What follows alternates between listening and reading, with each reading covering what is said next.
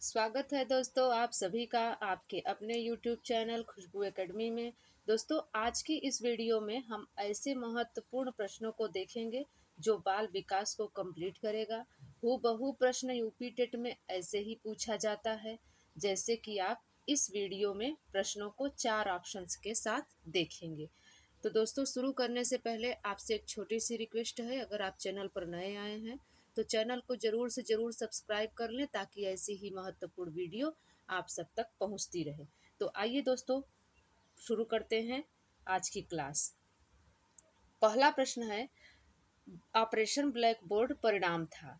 दोस्तों आपके ऑप्शन हैं कोठारी आयोग का, राष्ट्रीय पाठ्यक्रम रचना 2005 का, राष्ट्रीय शैक्षिक योजना 1986 का, राष्ट्रीय पाठ्यक्रम रचना 2000। तो दोस्तों ऑपरेशन ब्लैक बोर्ड है क्या, पहले वह समझिए। ऑपरेशन ब्लैक बोर्ड एक विद्यालय की बुनियादी चीज़ों को पूरी कराता है, जैसे उस विद्यालय में ब्लैक बोर्ड है या नहीं। ब्लैक बोर्ड का अर्थात श्यामपट होता है। विद्यालय में जो सामग्री है उसे ब्लैक बोर्ड ही दर्शाता है। यह ऑपरेशन ब्लैक बोर्ड क्यों आया था? तो यह विद्यालय में बैठने की व्यवस्था है या नहीं, विद्यालय की छतें सही है या नहीं, पढ़ाने हेतु उपयुक्त सामग्री है अथवा नहीं है, ये इससे संबंधित है ब्लैक बोर्ड। तो दोस्तों ऑपरेशन ब्लैक बोर्ड परिणाम था, यह राष्ट्रीय शैक्षिक योजना 1986 के अंतर्गत आया। आपका सी ऑप्शन बिल्कुल सही हो जाएगा। ऑपरेशन ब्लैक बोर्ड परिणाम था राष्ट्रीय शैक्षिक योजना 1986 का। तो आपका सी ऑप्शन बिल्कुल सही हो जाएगा। दूसरा प्रश्न है, प्रोजेक्ट शिक्षण विधि किससे संबंधित है? ऑप्शन है Froebel, John Dewey, Armstrong, McDougall. तो दोस्तों अगर मैं बात करूं प्रोजेक्ट शिक्षण विधि की तो यह जॉन डीवी से संबंधित है। आपका बी उत्तर सही हो जाएगा। और दोस्तों फ्रॉबेल किंडरगार्टन पद्धति से संबंधित है। ये किंडरगार्टन पद्धति के जनक हैं फ्रॉबेल महोदय।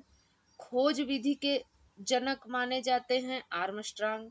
और दोस्तों व्यवहार शब्द को मैकडूगल ने दिया है और व्यवहारवाद के जनक वाटसन को माना जाता है।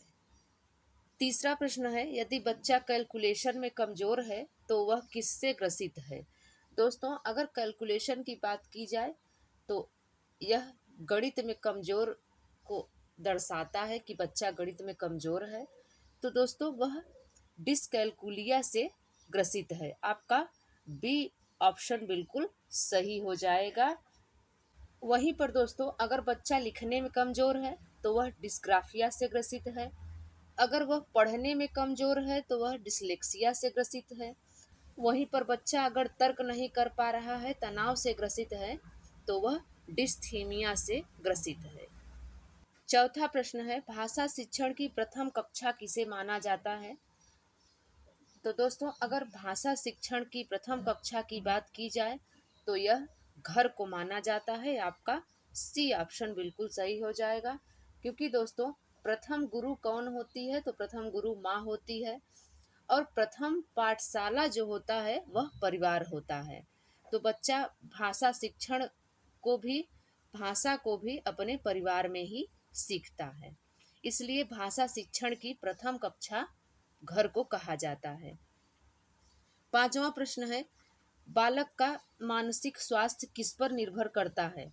तो दोस्तों अगर बालक के मानसिक स्वास्थ्य की बात की जाए तो यह विद्यालय पर भी निर्भर करता है, परिवार पर भी निर्भर करता है और समुदाय पर भी निर्भर करता है।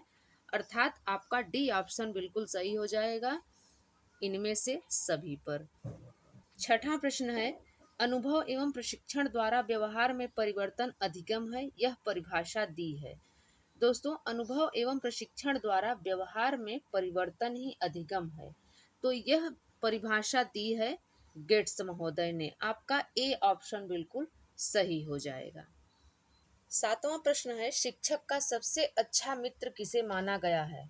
आपके ऑप्शन है शिक्षार्थी, पाठ्यक्रम, श्यामपट, समय सारणी। दोस्तों शिक्षक का सबसे अच्छा मित्र श्यामपट्ट को माना गया है। आपका सी ऑप्शन बिल्कुल सही हो जाएगा। क्योंकि दोस्तों श्यामपट्ट पर एक शिक्षक मानचित्र को खींचकर बिंदु आरेख इत्यादि के द्वारा अपने तरीके से पढ़ाता है, इसलिए शिक्षक का सबसे अच्छा मित्र श्यामपट्ट माना गया है। 8वां प्रश्न है डिसलेक्सिया क्या है। ऑप्शन है पढ़ने की अक्षमता, लिखने की अक्षमता, सीखने की अक्षमता, सुनने की अक्षमता। तो दोस्तों डिसलेक्सिया पढ़ने की अक्षमता है। आपका ए ऑप्शन बिल्कुल सही हो जाएगा। बच्चा पढ़ नहीं पा रहा है, पढ़ने में अक्षमता है, उसे पढ़ने में वह सक्षम नहीं है, तो वह डिसलेक्सिया का शिकार है। अगर दोस्तों वहीं पर बच्चा लिख नहीं पा रहा है तो लिखने की अक्षमता को डिस्ग्राफिया कहा जाता है। 9वां प्रश्न है बालक की प्रथम पाठशाला क्या है। तो दोस्तों अगर बालक के प्रथम पाठशाला की बात की जाए तो प्रथम पाठशाला परिवार होता है। आपका ए ऑप्शन बिल्कुल सही हो जाएगा। वहीं पर अगर दोस्तों प्रथम गुरु की बात की जाए तो प्रथम गुरु किसे माना जाता है, तो प्रथम गुरु माँ होती है, इसलिए बालक का प्रथम पाठशाला परिवार होता है। 10वां प्रश्न है यदि कक्षा में पढ़ाते समय आपको महसूस होता है कि अचानक सभी बच्चे पढ़ने में रुचि नहीं ले रहे हैं तो आप क्या करेंगे। आपके ऑप्शन है कोई ध्यान नहीं देंगे और पढ़ाना जारी रखेंगे, बी ऑप्शन है पढ़ाना बंद कर देंगे, सी ऑप्शन है बच्चों को ध्यान देने को कहेंगे, डी ऑप्शन है कारण जानने की कोशिश करेंगे। दोस्तों यदि कक्षा में पढ़ाते समय आपको यह महसूस होने लगे कि बच्चे पढ़ने में रुचि नहीं ले रहे हैं तो आपको क्या करना चाहिए। तो आपको यह करना चाहिए कि कारण जानने की कोशिश करना चाहिए कि बच्चे किस कारण से रुचि नहीं ले रहे हैं पढ़ने में। तो आपका डी ऑप्शन बिल्कुल सही हो जाएगा। 11वां प्रश्न है मूल्यांकन का उद्देश्य है। मूल्यांकन का उद्देश्य क्या होता है दोस्तों। अगर हम एब्यूलेशन की बात करें तो हमने पूरे वर्ष पढ़ाया है, तो अब बारी है मूल्यांकन की। तो हमने चयन किया, जिसमें कोई त्रुटि है तो उसका निदान करेंगे। और याद रखिए दोस्तों अगर दो ऑप्शन सही हैं तो उपरोक्त सभी हो जाएंगे। तो यहाँ पर चयन भी सही है, निदान एवं उपचार भी, तो आपको तीसरा भी लेना पड़ेगा। तो आपका डी ऑप्शन बिल्कुल सही हो जाएगा। क्योंकि दोस्तों बच्चा अगर अच्छा कर रहा है तो उसे अवार्ड देने की भी जरूरत पड़ती है, इसलिए आपका डी ऑप्शन बिल्कुल सही हो जाएगा। मूल्यांकन का उद्देश्य है चयन, निदान एवं उपचार और प्रमाण पत्र प्रदान करना। 12वां प्रश्न है इनमें से कौन पाठ्यचर्या का सिद्धांत है। आपके ऑप्शन है सह संबंध का सिद्धांत, उपयोगिता का सिद्धांत, गतिशीलता का सिद्धांत, उपयुक्त सभी। अगर दोस्तों पाठ्यचर्या के सिद्धांत की बात की जाए तो पाठ्यचर्या का सिद्धांत सह संबंध का सिद्धांत भी है, उपयोगिता का सिद्धांत भी है और गतिशीलता का भी सिद्धांत है। तो आपका डी ऑप्शन बिल्कुल सही हो जाएगा, उपयुक्त सभी। 13वां प्रश्न है मनोविज्ञान की प्रयोगशाला किस मनोवैज्ञानिक ने स्थापित की। तो दोस्तों अगर मनोवैज्ञानिक की बात की जाए कि किसने प्रयोगशाला को स्थापित की तो आपका सही ऑप्शन हो जाएगा डी, विलियम वुंट ने स्थापित की थी। और दोस्तों जर्मनी का लिप्सिंग शहर था, वहां पर प्रयोगशाला स्थापित किया। 1879 ईस्वी में इसकी स्थापना की गई। 14वां प्रश्न है नोबेल पुरस्कार प्राप्त करने वाले एक छात्र मनोवैज्ञानिक कौन है। दोस्तों अगर बात की जाए कि नोबेल पुरस्कार प्राप्त करने वाले एक छात्र मनोवैज्ञानिक की तो वह है पावलाव महोदय। आपका डी ऑप्शन बिल्कुल सही हो जाएगा।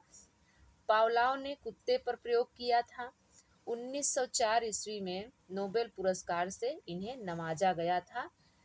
इनके सिद्धांत की अगर बात की जाए तो इनका सिद्धांत क्लासिकल थ्योरी या शास्त्रीय अनुबंधन के सिद्धांत के नाम से जाना जाता है।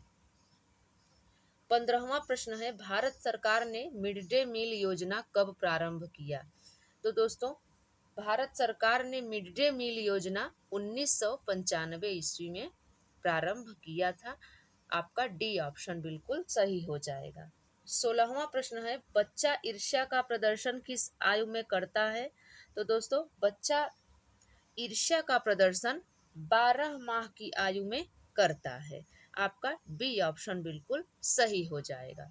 17वां प्रश्न है, मानव जाति में विकास कब तक होता है? तो दोस्तों मानव जाति में विकास की अगर बात की जाए तो विकास जो होता है वह प्रसव पूर्व अवस्था से शुरू होकर जीवन पर्यंत चलता रहता है, इसलिए आपका डी ऑप्शन बिल्कुल सही हो जाएगा, जीवन पर्यंत तक चलता रहता है। 18वां प्रश्न है, भाषा संप्रेषण संबंधी विकार है? अगर दोस्तों भाषा संप्रेषण संबंधी विकार को देखा जाए तो यह डिस्प्रेजिया है। आपका ए ऑप्शन बिल्कुल सही हो जाएगा। वहीं पर बच्चा यदि पढ़ने में कमजोर है तो वह डिसलेक्सिया से ग्रसित है। अगर बच्चा तर्क नहीं कर पा रहा है, तनाव से ग्रसित है, तो वह डिस्थीमिया से ग्रसित है। अगर बच्चा लिखने में कमजोर है तो वह डिस्ग्राफिया से ग्रसित है।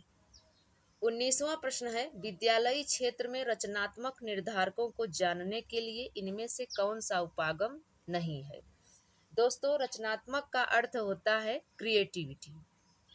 अगर बच्चा क्रिएटिव है तो कैसे आप समझ पाएंगे कि बच्चा क्रिएटिव है? अगर आप बच्चे से बात करेंगे, वार्तालाप कौशल के माध्यम से भी आप समझ पाएंगे कि बच्चा क्रिएटिव है, रचनात्मक है। अगर परियोजना कार्य करेंगे, उसको कोई कार्य करने को देंगे तो उसके द्वारा भी आप समझ जाएंगे कि बच्चा क्रिएटिव है। मौखिक प्रश्न करेंगे तो भी आप समझ जाएंगे कि बच्चा कितना तेज है, क्रिएटिव है, रचनात्मक है। लेकिन बहुविकल्पीय प्रश्न के माध्यम से आप नहीं समझ पाएंगे कि बच्चा कितना क्रिएटिव है। तो आपका बी ऑप्शन बिल्कुल सही हो जाएगा, क्योंकि यहाँ पर पूछा गया है कि रचनात्मक निर्धारकों को जानने के लिए इनमें से कौन सा उपागम नहीं है। तो आपका बी ऑप्शन बिल्कुल सही हो जाएगा, बहुविकल्पीय प्रश्न। 20वां प्रश्न है, बुद्धि लब्धि मापन के जन्मदाता हैं? दोस्तों बुद्धि लब्धि मापन के जन्मदाता कौन है? तो आपका सही ऑप्शन है सी, टरमैन। अगर दोस्तों बुद्धि लब्धि के जनक की बात की जाए तो बुद्धि लब्धि के जनक स्टर्न महोदय हैं, और बुद्धि मापन के जनक की बात की जाए तो बुद्धि मापन के जन्मदाता हैं टरमैन महोदय। दोस्तों यह वीडियो आपको कैसी लगी कमेंट्स में ज़रूर बताएं। अगर यह वीडियो आपको अच्छी लगी हो तो लाइक शेयर ज़रूर करें। तो मिलते हैं दोस्तों अगली वीडियो में, तब तक के लिए नमस्कार।